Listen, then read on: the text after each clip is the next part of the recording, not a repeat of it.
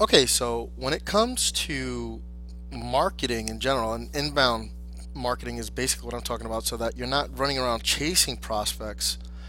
What you want to do is, essentially what I focus on is content now. Content distribution and dissemination, and leaving. It's basically like setting up booby traps is what you want to do.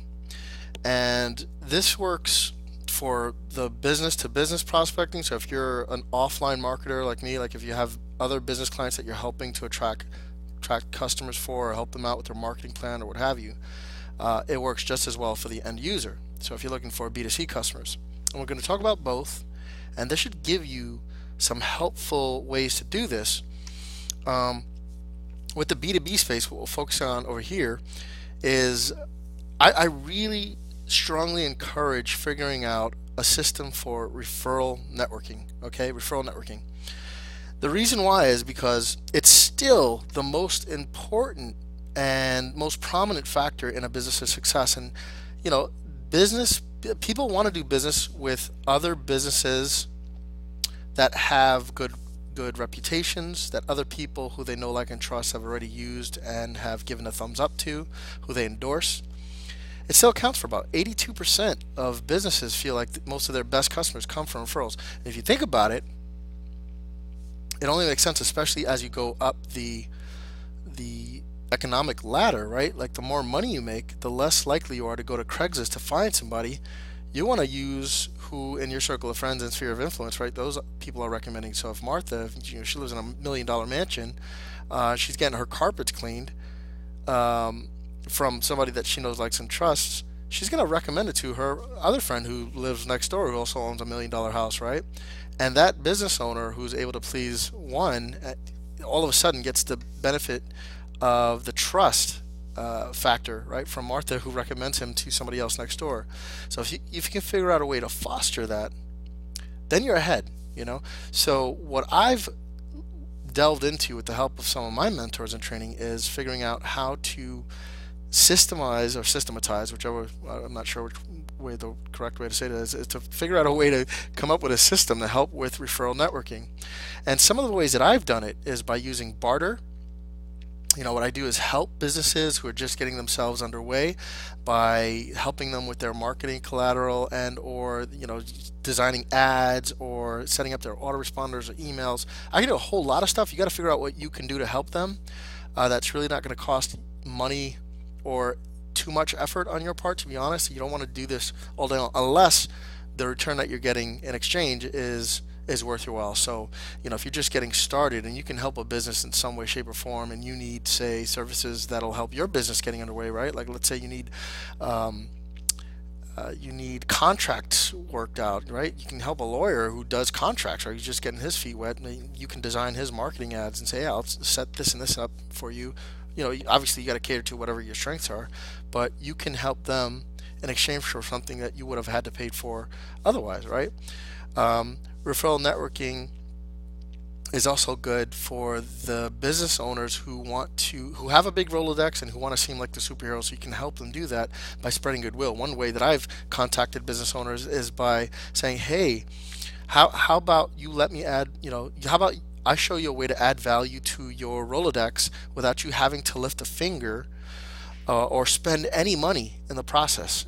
Most of the time, like, how can you possibly do that when there are some business owners that want to be, they have the big egos, right? They want to be the center of influence, the sphere of influence, and they want to look like superheroes. This is one way to do that. So if you can help them spread the word by getting endorsements from them in exchange for reciprocity, right? Like maybe you have started to build up your own customer list. You can say, "Hey, we'll cross reference, cross refer each other."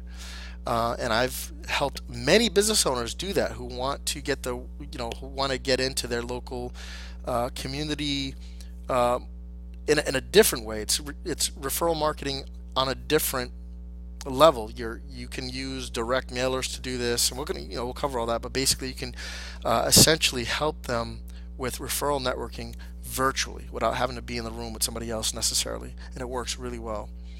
Reciprocation, I just talked about it. So basically, you promote me to your list and I'll promote you to mine. The classic internet marketing strategy.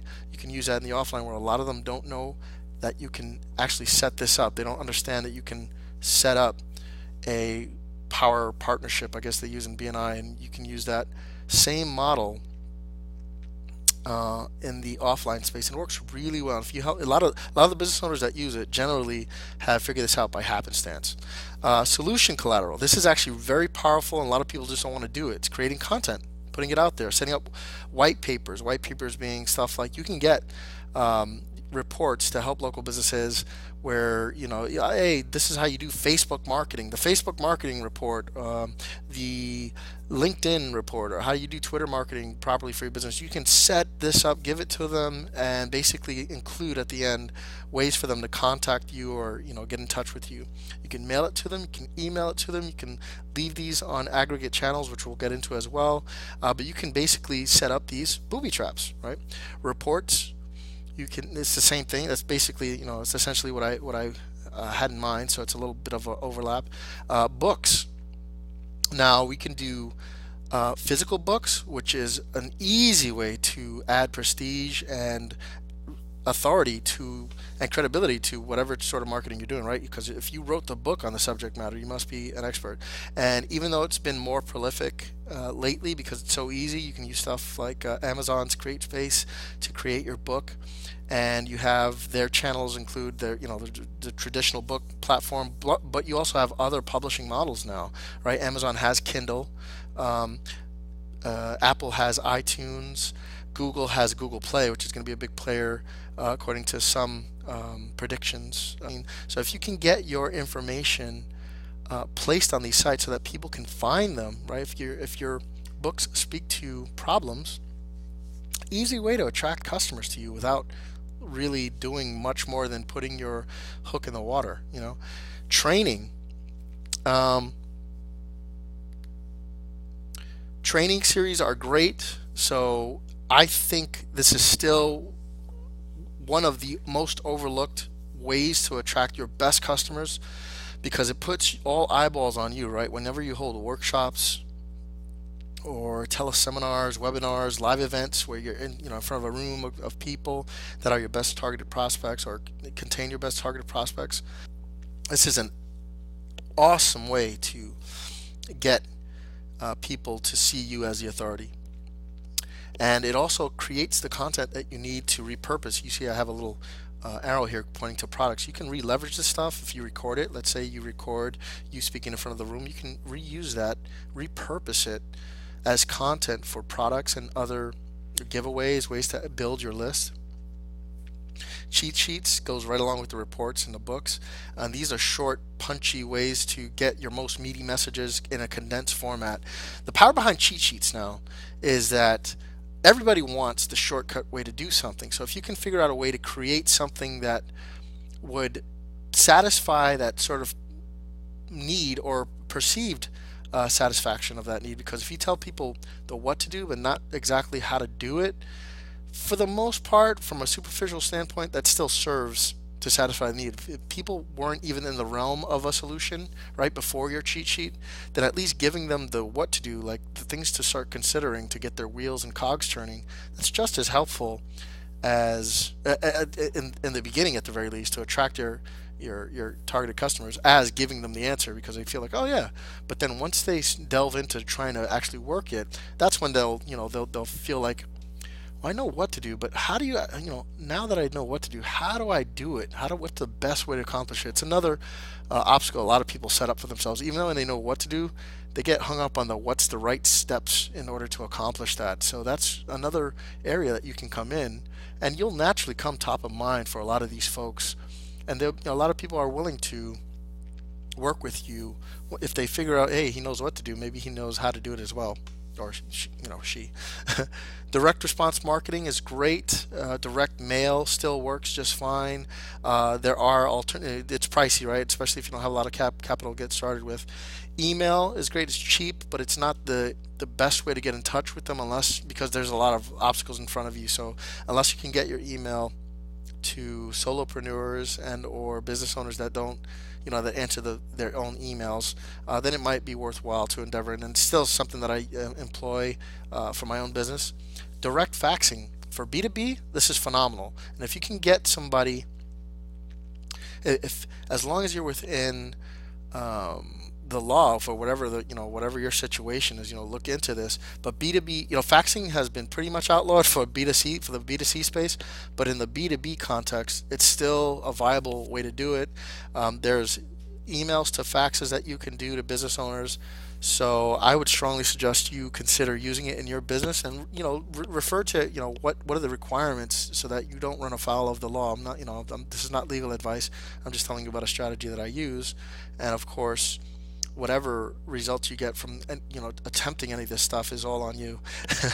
That's a little legal disclaimer there. Don't hold me liable or accountable at all for anything that you try and implement. Channel advertising, very important. Go to where your customers are. Don't try to dig your own well, so to speak. Go to where the wells are already that have been created for you. It's these channels that are already set up for you. So banner advertising works well on blogs on the internet. You can find the top blogs where your targeted markets might be visiting. There's research you can do to figure out what those are. You can actually advertise onesie twosies on these different sites by going directly to the source, right, to these blog owners, and seeing if they would allow you to pay for advertising or joint venture with them. You can use networking ads, which is Google's network is the biggest, but there's others too, like buy and sell ads, buysellads.com. You can buy remnant space that's kind of just available, and in this themed format, in a sort of topic, on a topical format, and you can buy ads all over the place. There's retargeting. I didn't put that here, but retargeting is awesome for once a person has actually visited your page already. All of a sudden, you can have ads that chase them all over the internet, right? Which is pretty powerful. Magazine and newsletter ads. The problem, let me take a step back, and the problem with retargeting is that you first have to get the prospect to your website first before the retargeting kicks in. So once you figure that out, retargeting is like a backup, plan B, so to speak, or your follow-up plan. That can be done automatically for you. Magazine and newsletter ads are one way to, actually everything that I'm telling you about here is one way to get them to your site, and then you can have a system in place that does the retargeting for you. Magazine and newsletter ads are powerful still yet. They're expensive, but they're very powerful because you're speaking to the core audience that might possibly use your product or service. So figuring out ways to leverage those into your marketing business, I suspect, will help you a great deal. I like using storefronts. It gets back to the publishing model, but storefronts abound right now on the internet, and there's been a lot of success. That I have my own thing with Fiverr, where you can find people advertising and advocating for other businesses on Fiverr, right? Like how to do things on Fiverr. You can set up your own little mini products and use that as a mini publishing platform or a joint venture platform, is how I like to refer to it. But Fiverr is just phenomenal at getting most people who go to Fiverr. It's a site that asks, "What are you willing to do for $5?" And most people think to go there for service-based stuff, but if you use it in terms of just using it as a host platform to sell your products, I think that's equally viable. I figured out a way to leverage it to build a list, and the list of a few hundred people. You have other businesses, offering advice, like lawyers saying, "I'll give you 15 minutes worth of my advice for $5." Very smart. Who wouldn't want to get a lawyer on the cheap, right there, and use it as a way to help foster the ascension model, and we'll talk more about that in one of these videos. Amazon, again, we talked about publishing using ebooks or books, and as well as offering products, just hard products. You can offer that there. And eBay is another place that you can get leads if you have a storefront there. Etsy is a storefront. Shopify, these are all storefront spots that you may want to consider opening up shop, if nothing more, to just have a presence. And it goes right in hand with my understanding that it's important to be prolific. It's better to find 100 ways to find one customer than it is to find one way to find 100. So being omnipresent, if you will, and having your booby trap set up all over the place, the more likely you are to catch something, right? In the B2C space, I'm pointing to two of these. I use storefronts and autoresponder training, and because, and then I use these articles and I set up products. I do info products and press releases and classified ads to attract my best B2C clients. If you have a hard product, like a physical product that you want to sell, I think storefronts is going to be just fine for you. These too many people overlook this. So aside from having your own e-commerce site that you own and control, having your information on storefronts that lead back to your site somehow, or at least reference your site in some way, say, shape, or form, like say on the back end, is a powerful way to drive business and traffic. I've done it with Amazon. Like I use fulfillment by Amazon, but you can just as easily put your marketing stuff inside of an Amazon product, and or Etsy or a Shopify product that will allow people to come, want to come back to you later, right? Like they say, thank you for your purchase. For more of my great stuff, go here, right? You have a little card in there. Easy way to just get people to come back to you later, and you didn't really even have to spend much effort getting the customer. The platforms do all of the kind of the driving traffic for you. They're out there driving traffic to their sites and getting eyeballs to your offers. You just got to make sure you have a good offer, a compelling offer. So that's how I use it. Craigslist is still phenomenal. Classified ad sites are great. If you're doing local, you should definitely be leveraging classified sites. There's no reason not to.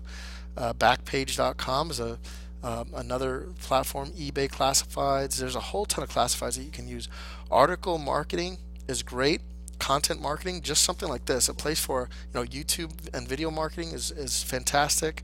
But you can also repurpose that content to fit all those molds. So if I'm, like, as an example, if I'm doing this video here, I can simply take this videos, rip out the audio, and take the audio and upload it to something like SoundCloud.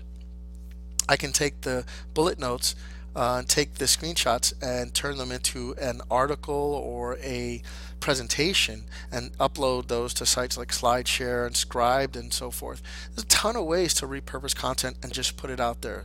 So thanks so much for watching this video. Thanks for being on my list. I hope you found value in this. I hope you found it useful, and I hope you put it to use.